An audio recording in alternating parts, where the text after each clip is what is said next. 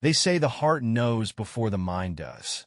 Looking back, I wonder if mine had been screaming all along, drowned out by the comforting noise of routine. Josie and I had been married for 15 years, a milestone I celebrated more than she did, now that I think about it. We had the picturesque suburban life, a cozy house on a cul-de-sac, 2 kids who excelled in school, and a relationship that seemed strong on the surface. It wasn't perfect. No marriage is. Lately, though, things felt off. Josie had started working late more often. She'd once joked about her boss, Jim's so scatterbrained. I have to stay just to keep the place from falling apart. I didn't think much of it then, but the way she laughed, a little too hard, a little too high, should have been a clue. I chalked it up to stress. After all, her firm had taken on a major new client. She began spending more time at the gym, too, and while I admired her dedication, it came with a side of insecurity. She'd stand in front of the mirror for what seemed like hours, tugging at her waistband or twisting to inspect her silhouette. "What do you think?" she'd ask, smoothing the fabric of a new dress. "You look amazing," I'd reply genuinely. She always had. She'd roll her eyes as if I was just humoring her. Then there were the little lies. Harmless things at first glance. A coffee meeting that went on too long. A missed call that she claimed was her mom, though her mom swore they hadn't spoken in weeks. Once, I found an unfamiliar lipstick in her purse. When I asked, she laughed and said, "I bought it for work. Didn't you notice how bad my other one was smudging?" It was nothing, I told myself. Nothing worth doubting her over. But a seed had been planted. One night, she came home unusually late. I'd waited up, though I pretended not to notice the time. When she walked through the door, her hair was slightly mussed, and her cheeks were flushed. "Long night?" I asked, keeping my tone light. She nodded, setting down her bag. "Exhausting. Jim's losing it under pressure," she said. Her voice was strained. "I think I'm going to take a shower and crash." As I watched her ascend the stairs, my gaze dropped to her bag. Something shiny caught the light. A small, unfamiliar keychain dangling from her zipper. I told myself it didn't mean anything, but my hands itched to investigate. I pushed the thought aside. Trust was the foundation of our marriage, wasn't it? Or so I wanted to believe. The following morning felt like walking through fog. Josie hummed in the kitchen, flipping pancakes, her usual sunny demeanor in full display. The kids were giggling over some inside joke, and I should have felt lucky to witness this moment. Instead, I was haunted by the shiny keychain from the night before. I leaned against the counter, watching her move. Something felt too perfect, too rehearsed. She turned to me with a smile, her eyes sparkling in that way I used to find irresistible. "You're quiet this morning. What's on your mind?" "Nothing," I said, forcing a grin. "Just a little tired." She nodded, sliding a pancake onto my plate, and went back to cooking. Her calmness unnerved me. It was like a magician's trick, directing attention away from the hand doing the real work. Was I paranoid? Overreacting? Maybe, but the itch of doubt had grown overnight. After breakfast, I excused myself, claiming I needed to work on a project in the garage. Really, I needed to think. I needed to understand where this unease was coming from. But sitting among the cluttered shelves of tools and half-finished projects, my thoughts offered no clarity. Instead, I kept replaying little moments that felt off. That new dress she bought last month, the one she claimed was for a girls' night out. The way her phone screen seemed to face down more often these days. By the time the kids ran outside to play, I had made up my mind. I needed answers. Not guesses, not suspicions. Answers. That evening, I told Josie I was meeting an old friend for a drink. She barely looked up from her laptop, dismissing me with a wave. "Have fun," she said, her tone casual, as if she couldn't care less. I didn't go far, just to the coffee shop down the street. Sitting in the back corner, I opened my laptop and began researching. Spy apps, hidden cameras, GPS trackers. It all felt so surreal, like something out of a bad detective movie. But I needed proof. Proof of what? I wasn't even sure yet. Maybe I just wanted confirmation that my gut was wrong, that Josie was still the woman I'd fallen in love with. By the time I got home, she was already in bed. Her phone lay on the nightstand, its screen dark. I hesitated, my heart pounding. I knew her passcode. Of course I did. It had never been a secret. But as I stared at the sleek device, something stopped me. If I crossed this line, there would be no going back. Instead, I climbed into bed, my back to her. I didn't sleep much that night. The next day, while she was at work, I began to execute my plan. I ordered a small tracking device, one that could be slipped into a bag unnoticed. I bought a voice recorder disguised as a USB drive. Each click of the purchase button felt like a betrayal of my own. But I told myself it was necessary, that this was the only way to restore peace of mind. When the packages arrived a few days later, I wasted no time. While Josie was in the shower, I carefully slipped the tracker into the lining of her purse. My hands trembled the entire time. I didn't want to find anything. I didn't want to confirm the ugly thoughts swirling in my mind. Later that night, she sat beside me on the couch, her head resting on my shoulder. The scent of her shampoo filled my nose, and for a moment, I felt like the biggest fool alive. How could I suspect her? She kissed my cheek and whispered, "I love you." "I love you too," I whispered back. But the words felt hollow, as if they belonged to someone else. The tracker and recorder worked quietly in the background over the next week. I went about life as usual, or at least I pretended to.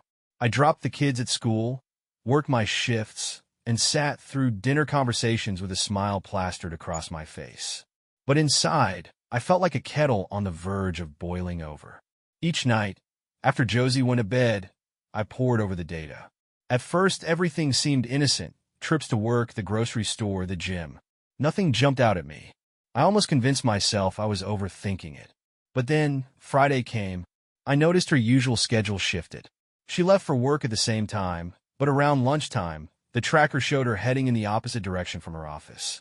I stared at the map on my laptop, my pulse quickening. Her location pinned her at a small cafe on the other side of town. I debated whether to confront her immediately or wait for more. Impulse nearly drove me out the door to catch her in the act, but I forced myself to stay put. If I burst in without evidence, she'd have excuses, a way to turn the tables. The recorder, however, provided a piece of the puzzle I hadn't expected. That evening, while I reviewed the audio, my heart sank. Her voice came through, clear and unmistakable, mingled with the deep rumble of a man's laughter. The words were casual, but the tone, God, the tone, was something I hadn't heard in years. She was flirting, playful, free, and it wasn't with me. When she came home that night, she greeted me with a warm smile and a kiss, as if nothing had happened. I felt sick to my stomach. "How was your day?" I asked, keeping my voice steady. "Exhausting," she said, running a hand through her hair. Jim was a mess again, and I spent half the day cleaning up after him. I nodded, pretending to believe her. It was easier than letting the rage clawing at my chest spill out. Her lies felt like acid eating away at everything we built. Over the weekend, I kept my distance, using the excuse of fixing the gutters to avoid her. She didn't seem to notice, wrapped up in her phone or planning some dinner party for her co-workers. Every laugh, every casual touch she offered me felt like mockery. I stayed up late Saturday night, scrolling through the tracker logs, trying to piece it all together. That cafe visit wasn't an isolated incident. She'd been there multiple times in the past 2 weeks. Sometimes for an hour, sometimes longer. Always during work hours. The voice recorder painted an even uglier picture. Snippets of laughter, fragments of conversations, and one damning moment when a man's voice murmured, "You're too good to be true, Josie." Her response was a laugh, soft and sweet. "I think you might be right." I closed my laptop, feeling like the walls were closing in. This wasn't suspicion anymore. This was evidence. She was hiding something, someone. The worst part wasn't the betrayal itself. It was the act. The ease with which she lied to my face, slipped away from the life we'd built, and came back as if nothing had happened. I wanted to scream, to break something, to demand answers right then and there. Instead, I sat alone in the dark, silent and seething. I needed more. Proof wasn't enough anymore. I needed a plan, and I had one forming. Monday morning arrived with an eerie calm. Josie moved through her morning routine like a well-rehearsed play, humming softly as she poured coffee.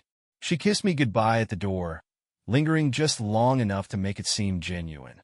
I watched her drive off, my stomach churning with a mix of dread and resolve. I stayed home that day, calling in sick. My boss didn't ask many questions, and I was thankful for it. With Josie at work, or wherever she was actually going, I had the house to myself. It was time to take the next step. Her closet seemed innocent enough, rows of neatly hung dresses and shoes arranged in tidy rows. But I wasn't looking for what was obvious. I searched for the spaces people rarely think about. The back of the shelves, the boxes labeled winter clothes, the nooks where secrets live. I found it in an old shoebox tucked behind a row of boots she never wore. The box itself was unremarkable, but inside lay a collection of items that made my blood run cold. A receipt from a high-end hotel downtown, a pair of earrings I'd never seen her wear, and a handwritten note scrawled on the back of a napkin. Looking forward to our next escape. I'll bring the wine. M. The initial struck me like a hammer. I didn't know anyone named M in her life, or at least no one I'd ever been told about. My mind raced, piecing together fragments of conversations, past excuses, and gaps in her stories. The tracker confirmed it. Later that evening, when Josie said she had to stay late at work for a last-minute meeting, I watched her down on the screen move toward the same hotel listed on the receipt. She was there for over 2 hours. She came home late, her face flushed, but not from guilt. She was glowing, her smile easy and carefree. I tried to stay calm as she slid into bed beside me, her warmth against my side like a cruel reminder of what we used to have. Tough day? I asked, my voice flat. You could say that. Jim's driving me up the wall, she said, letting out a soft laugh. It's like babysitting a toddler sometimes. I nodded, biting back the bile rising in my throat. I wasn't ready to confront her yet. I needed more, something she couldn't wriggle out of with a lie or a laugh. The next day, I drove to the hotel, sitting in the parking lot for hours, waiting. Her car arrived just after noon. My heart pounded as I watched her step out, wearing a fitted dress I'd never seen before, her hair styled perfectly. She didn't hesitate as she walked inside, her confidence both mesmerizing and infuriating. A few minutes later, a man joined her. He was tall, broad-shouldered, with the kind of self-assured smile that made my fists clench. They laughed as they walked through the glass doors together, disappearing into the elevator. I didn't follow. Not yet. Instead, I drove home, my mind racing. I had the proof I needed, but proof wasn't enough anymore. The rage simmering beneath my calm exterior needed an outlet. I wasn't going to let her betrayal destroy me. No, I was going to turn the tables. As I sat in the dim light of our bedroom that night, Josie fast asleep beside me, I felt something shift inside. The anger gave way to cold calculation. The plan forming in my mind was unlike anything I'd ever considered before. She wanted to play games. She had no idea the lengths I'd go to win. The days that followed were some of the most surreal of my life. I went through the motions of being the same doting husband Josie had grown used to. But inside, I was a storm waiting to break. Every smile, every kiss, every soft word felt like a dagger to the chest. Yet I played my role flawlessly. I had to. For my plan to work, she couldn't suspect a thing. The first step was gathering more evidence. I already had the tracker logs, the receipts, and the audio recordings, but I needed something irrefutable. Something she couldn't explain away with a tearful apology or a clever lie. It was time to make sure the walls closed in around her. That weekend, I told Josie I was going to visit my brother for a couple of days. She barely blinked, her relief almost palpable. Sure, have fun, she said, as she leaned in for a kiss. I'll take the kids to my mom's, so you don't have to worry about anything. Perfect, I thought. Her eagerness to rid herself of me only confirmed my suspicions. Instead of heading to my brother's, I parked my car a few blocks away from the hotel where I knew she'd be meeting him. It was a waiting game now, and I was more than willing to sit through it. She arrived in her car, as predictable as clockwork. She wasn't alone. He was with her this time, his hand resting casually on her thigh as she drove into the parking lot. My fists clenched around the steering wheel, but I stayed calm. This was all part of the plan. They entered the hotel together, laughing like teenagers sneaking off for a forbidden tryst. I followed at a distance, keeping my baseball cap low and my face obscured. At the front desk, I asked for a room on the same floor as theirs, explaining that I wanted privacy for an important business call. The clerk didn't ask any questions, and within minutes, I was in a room just down the hall. I waited until the hallway was quiet, then slipped out with the small camera I'd purchased. It was a sleek little device, easy to conceal, and it would give me the proof I needed. Placing it discreetly near their door, I made sure it was angled to capture anyone coming or going. The wait was agonizing. My mind raced with possibilities, each one more painful than the last. I imagined her in his arms, laughing at jokes he told, saying things she used to say to me. Every scenario fueled the fire inside me, but I kept it contained. I wasn't just collecting evidence. I was setting the stage. They finally emerged a couple of hours later, hand in hand, their faces glowing with satisfaction.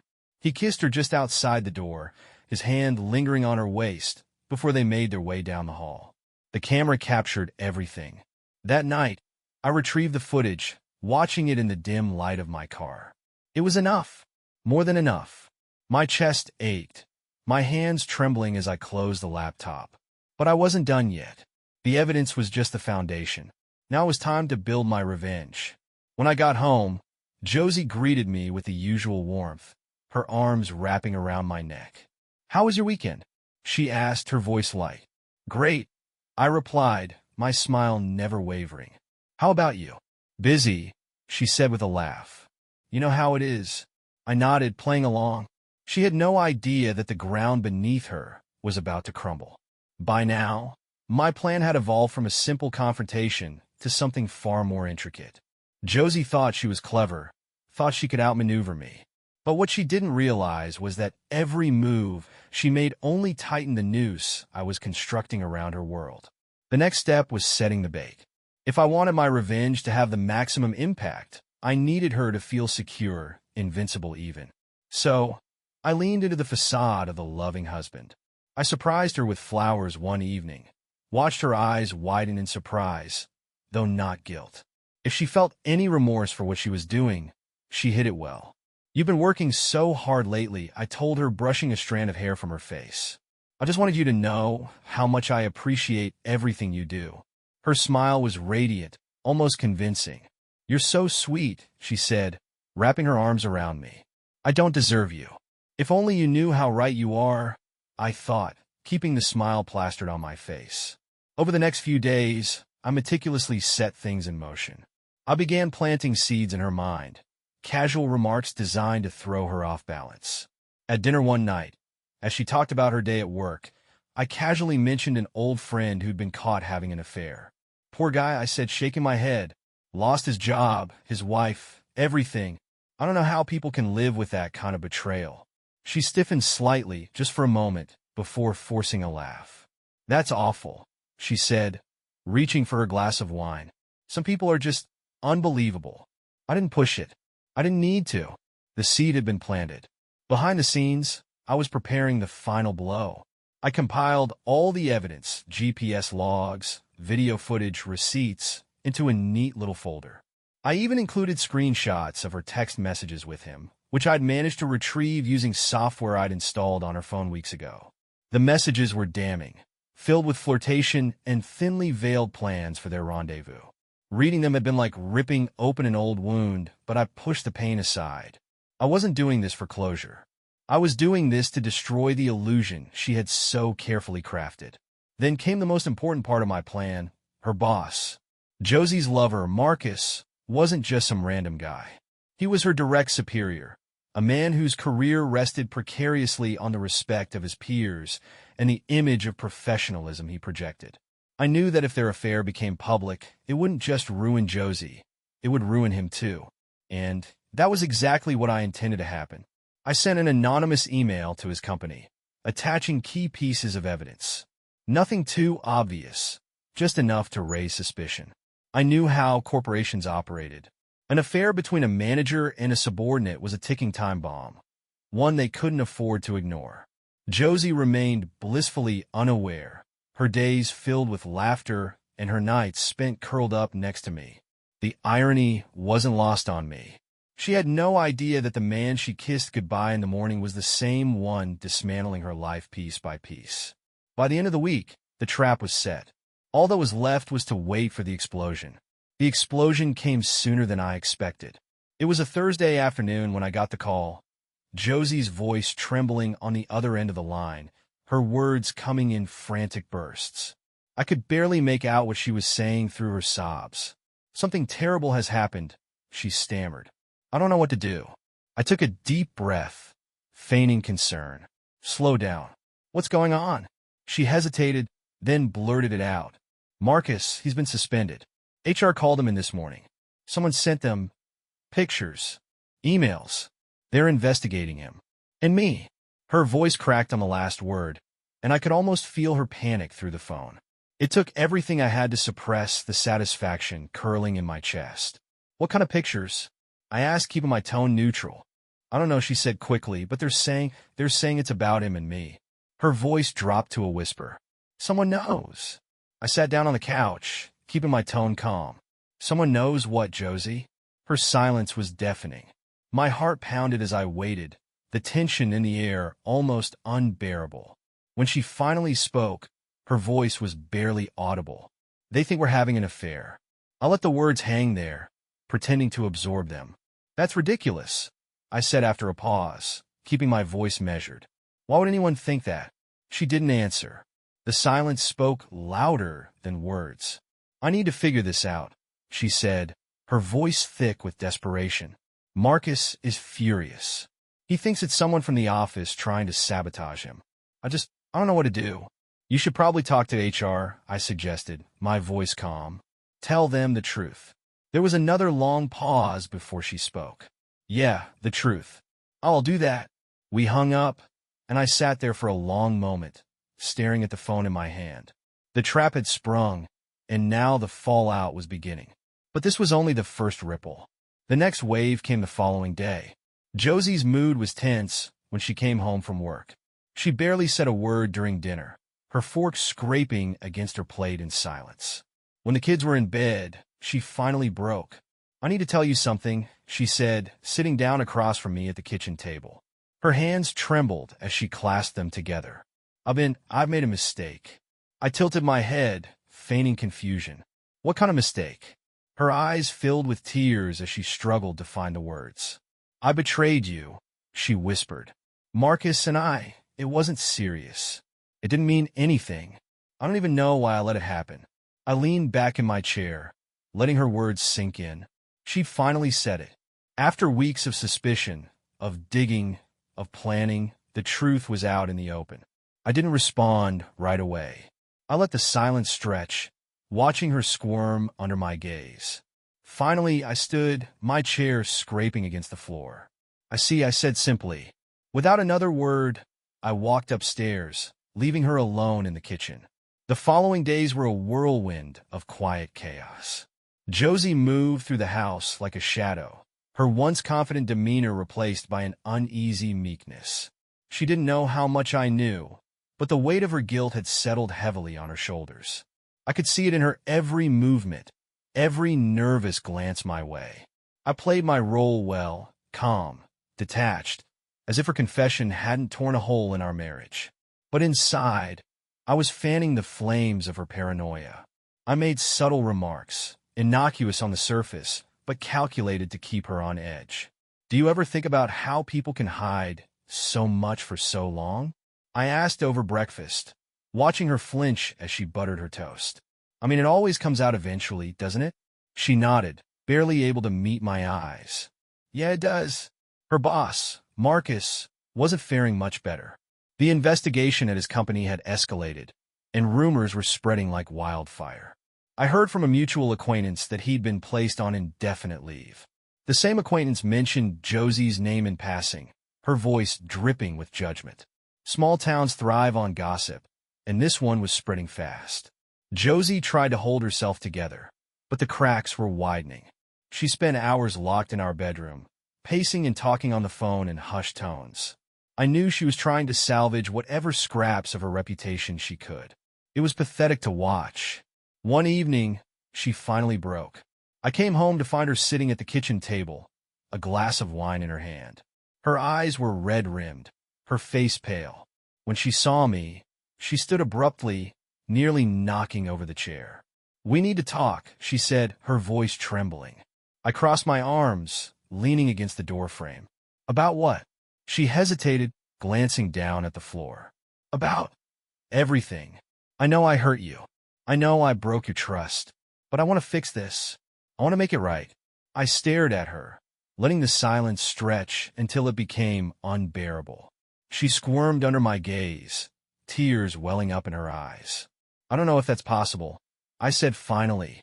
"You didn't just betray me, Josie. You lied to me. You made me question everything." "I'm sorry," she said, her voice breaking. "I made a mistake, but I still love you. I never stopped loving you." "Love?" I laughed, the sound cold and hollow. "Is that what you call this? Love doesn't look like secret meetings in hotel rooms. Love doesn't sound like whispered promises to someone else." She crumpled into the chair, her head in her hands. "I made a mistake," she whispered. "Please, I'll do whatever it takes to fix this." Her desperation was almost pitiful. I stepped closer, lowering my voice to a level that made her look up, her tear-streaked face filled with dread. "You're not sorry for what you did," I said. "You're sorry you got caught." Her mouth opened as if to protest, but no words came out. She knew I was right. I stood there for a moment, staring at the woman who had once been the center of my world.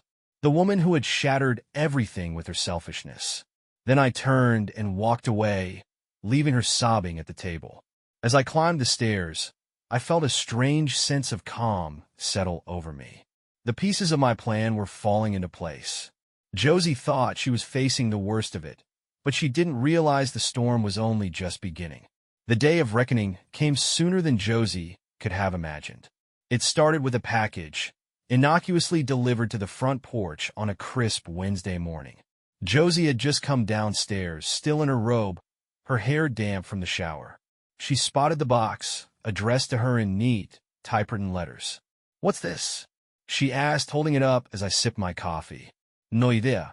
Irrablia, finding indifferenza. Maybe something you ordered?" She frowned, tearing the tape carefully. The moment she opened it, her face drained of color. Inside were printouts of emails, screenshots of texts, photos from her hotel rendezvous with Marcus. Everything was there, laid out in damning detail. Her hands shook as she rifled through the contents. "What is this?" she stammered, her voice barely a whisper. "Looks like the truth," I said, setting my coffee mug down with deliberate care. "I figured you'd appreciate seeing it all in one place." Her eyes darted to mine, wide with panic. "You did this? Why? How?"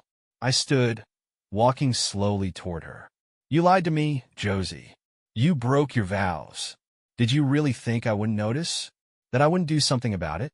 She clutched the box to her chest, as if trying to shield herself from the weight of her own sins. "You don't understand," she said, her voice cracking.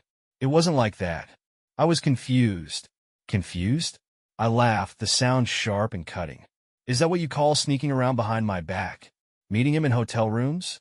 Whispering promises while you lay next to me at night?" She started to cry, her tears spilling onto the papers in her hands. "I was going to end it," she sobbed. "I swear it was a mistake. I didn't mean for it to happen. But it did, didn't it?" I said, my voice cold. "And now you're going to face the consequences." Her eyes snapped to mine, fear etched into every line of her face. "What do you mean?" "I mean that Marcus isn't the only one under investigation," I said. "Your company got the same package last week. HR probably hasn't called you in yet, but it's only a matter of time." Her breath hitched, and she swayed slightly, as if the ground beneath her had shifted. "Why? Why would you do that?" "Because you deserve it, Josie," I said, my tone unflinching. "You betrayed me, our family, everything we built together. You don't get to walk away from this unscathed." She dropped into a chair, her hands clutching her head. "What about the kids?" she whispered. "What are you going to tell them?" "The truth," I said simply. "That their mother made choices that hurt us all. That's on you, not me."